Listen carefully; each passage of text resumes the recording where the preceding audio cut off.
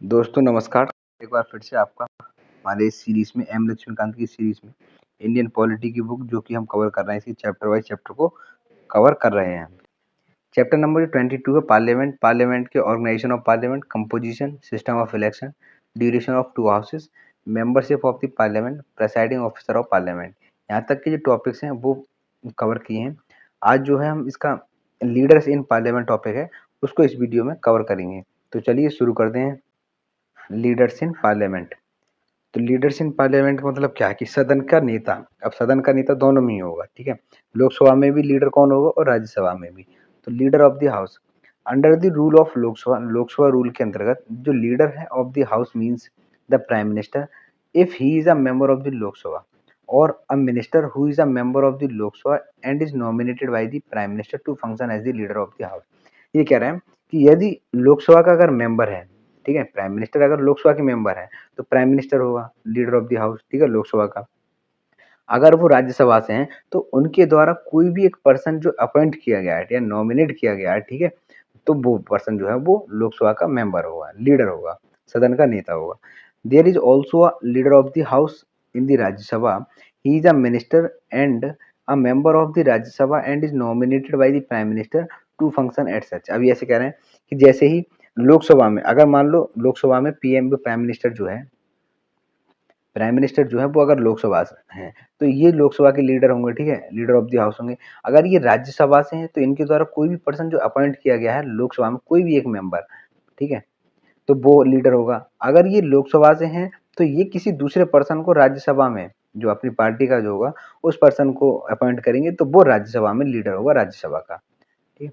The leader of the house in either house is an important functionary and excise direct influence on the conduct of business. अब जो क्या है, सदन की जो कार्रवाई होती है ना, जो बिजनेस चलते हैं, मतलब क्या है कि देखो, जो रूलिंग पार्टी होती है वो किसी टॉपिक पर डिबेट करती है, तो कोई अगर उसे बिल लेकर आना होता है तो उसको पहले वो लाके उसमें डिस्कस करते हैं। तो यही सब काम जो होते हैं वो सदन का जो नेता होता है उसका काम होता है, ठीक है। He can also nominate a deputy leader of the house.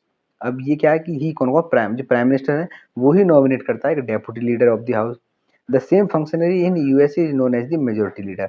अब हमारे यहाँ जो लीडर ऑफ द हाउस कहते हैं, यानी सदन का जो नेता है, उसी को यूएसए की जो पार्लियामेंट है उसमें उसको कहा जाता है मेजोरिटी लीडर। और हमारे यहाँ भी उसे मेजोरिटी लीडर कहना गलत नहीं होगा, क्योंकि जो मेजोरिटी पार्टी होती है, रूलिंग पार्टी होती है, वही ये सदन का नेता बनती है और उसी के द्वारा दूसरे जो हाउस है उसमें पर्सन अपॉइंट किया जाता है। अब ऐसे ही जैसे रूलिंग पार्टी का होता है लीडर, ऐसे ही अपोजिशन पार्टी का भी एक लीडर होता है। In each house of parliament there is a leader of the opposition. दोनों ही हाउस में, राज्यसभा और लोकसभा, दोनों में ही एक लीडर होता है अपोजिशन का। The leader of the largest opposition party having not less than 1/10 seat of the total strength of the house is recognised as the leader of the opposition in that house. अब इसमें देखो क्या है कि ऐसे राज्यसभा में 545 सीटें हैं, ठीक है। 545 का अगर हम 10% देखें तो कितना हुआ, 54, ठीक है। तो यहाँ कहने का मतलब है कम से कम जो पार्टी सबसे लार्जेस्ट अपोजिशन पार्टी होगी, ठीक है, उसका कम से कम 1/10 जो है सीटें उसके पास होनी चाहिए। उसी पार्टी का जो लीडर होगा वो अपोजिशन का बनाया जाएगा। इन parliamentary system of government the leader of the opposition has a significant role to play. His main function are to provide a constructive criticism of the policies of the government and to provide an alternative government. अब इसका main मकसद क्या होता है कि जो भी हमारे यहाँ कामकाज उसका क्या है कि पार्लियामेंट में, कि जो भी सरकार की पॉलिसीज हैं, ठीक है, जो भी है वो पॉलिसीज बना रहे हैं, उनकी जो पॉलिसीज है जो पहले से लागू कर दी गई हैं, उनको सदन में उनकी जो भी क्रिटिसाइज करना है। क्रिटिसाइज का मतलब ये नहीं है कि हमेशा उसमें कमी निकालना, कि जो भी उसकी बातें हैं, यदि उसमें कोई फॉल्ट हो गया तो उसके बारे में उस पर डिस्कस करना, या ऐसा कोई प्रोविजन जो उसमें जोड़ा जाना था लेकिन वो किसी कारणवश नहीं जोड़ा गया है, तो उस चीज को लेकर उस सदन में उस पर डिस्कस करना। तो यही जो मेन काम होता है वो लीडर अपोजिशन पार्टी का होता है। Therefore the leader of the opposition in the Lok Sabha and Rajya Sabha were accorded statutory recognition in 1977। यानी कि दोनों को ही कब दर्जा मिला था, 1977 में, दोनों सदनों में। They are also entitled to the salary allowances and other facilities equivalent to that of the cabinet minister। अब देखो यहाँ पर ये बहुत इंपॉर्टेंट है और यहाँ पर इसको हाईलाइट कर देता हूँ मैं, कि जो भी लीडर ऑफ द अपोजिशन होगा, मतलब जो भी विपक्ष का जो नेता होगा सदन में, दोनों सदनों में, चाहे वो राज्यसभा में हो, लोकसभा में हो। लेकिन उसको जो सैलरी दी जाती है या अलाउंसेस उसे दिए जाते हैं, वो एक कैबिनेट मिनिस्टर जो होता है उसके बराबर उसे वो सैलरीज़ दी जाती हैं। यानी कि जो नॉर्मल मेंबर्स होते हैं उससे वो कहीं ज़्यादा सैलरी उसे दी जाती है। It was in 1969 that an official leader of the opposition was recognized for the first time। और पहली बार जो लीडर ऑफ द अपोजिशन को कब मान्यता मिली थी? 1969 में। The same functionary in US is known as the minority leader. अभी हमने देखा था क्या कि मेजोरिटी लीडर होता है तो उसे मेजोरिटी लीडर कहा जाता है, लेकिन अगर माइनॉरिटी लीडर ऑफ अपोजिशन होते हैं उसको माइनॉरिटी लीडर कहा जाता है यूएसए की पार्लियामेंट में। In Britain political system has a unique institution called the shadow cabinet. It is formed by the opposition party to balance the ruling cabinet and to prepare its member for future ministerial office। अब इसमें क्या होता है देखो, shadow का मतलब होता है किसी की परछाई। हमारे यहाँ क्या है कि कैबिनेट मिनिस्टर है, कैबिनेट मिनिस्टर्स में क्या होता है कुछ इंपॉर्टेंट मिनिस्टर्स होते हैं, मतलब 15 से 20 जो इंपॉर्टेंट मिनिस्ट्रीज पर होते हैं, जैसे कि डिफेंस मिनिस्टर है, होम मिनिस्टर है, एक्सटर्नल मिनिस्टर है, लॉ मिनिस्टर है, एजुकेशन मिनिस्टर है।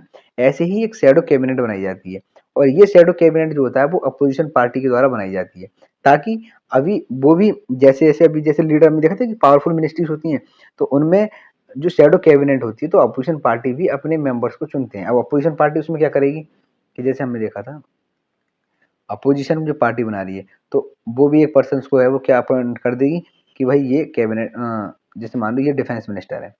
अब इनका काम क्या होगा, ये जो डिफेंस मिनिस्टर है जो रूलिंग पार्टी है उसके अगेंस्ट, उसके डिफेंस मिनिस्टर के अगेंस्ट उसके हर कामकाज पर जो है वो नजर रखेंगे, उसकी पॉलिसीज पर, ताकि जो भी सदन में है उस पर ये क्रिटिसाइज कर सकें।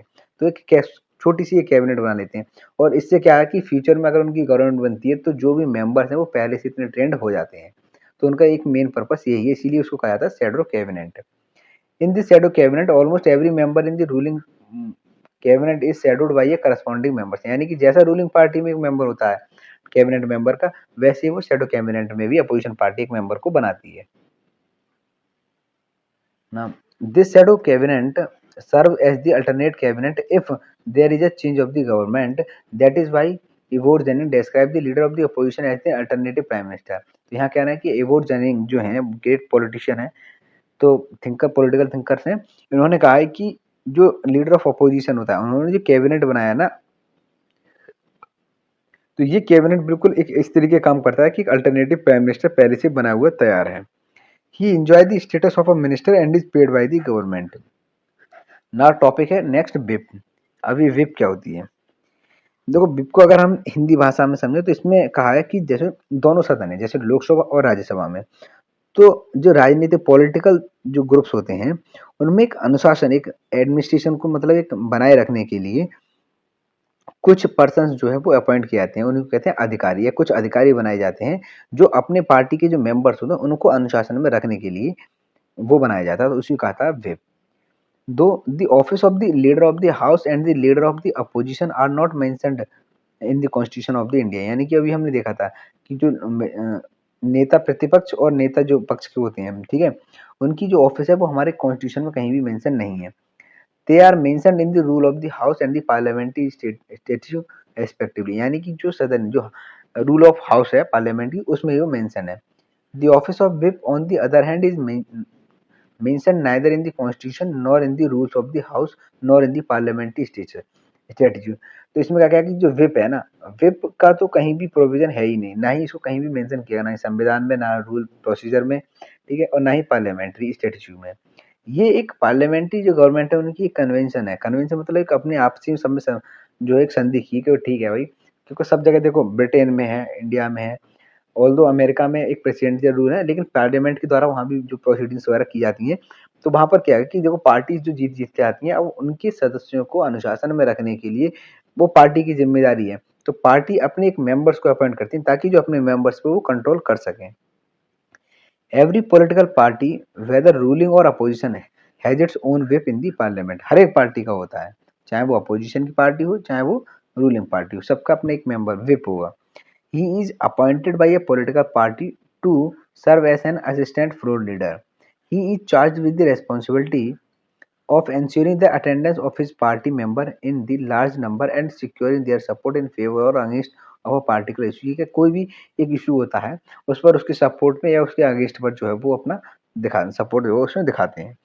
ही regulate and monitors their behaviour in the parliament, और साथ साथ क्या कि अपने जो मेंबर्स होते हैं उनके बिहेवियर, उनके जो कंडक्ट है उस पर वो मॉनिटर करते हैं। The members are suppose to follow the directive given by the whip, otherwise disciplinary action can be taken. अब जो भी मेंबर्स होते हैं, जो भी पार्टी का जो व्हिप बनाया गया उसके द्वारा जो भी डायरेक्शन वगैरह दी जाती हैं उसको वो फॉलो करते हैं। अगर वो किसी भी कारणवश फॉलो नहीं करते हैं तो उनके खिलाफ जो है वो एक डिसिप्लिनरी एक्शन जो है वो ली जाती है। तो यहाँ पर हमारा जो टॉपिक था अभी, हमें लीडर ऑफ अपोजिशन या लीडर ऑफ जो मेजोरिटी पार्टी का होता है, लीडर ऑफ द पार्टी, वो हमारा जो खत्म होता है। अब जो नेक्स्ट वीडियो जो होगी उसमें जो सेशंस ऑफ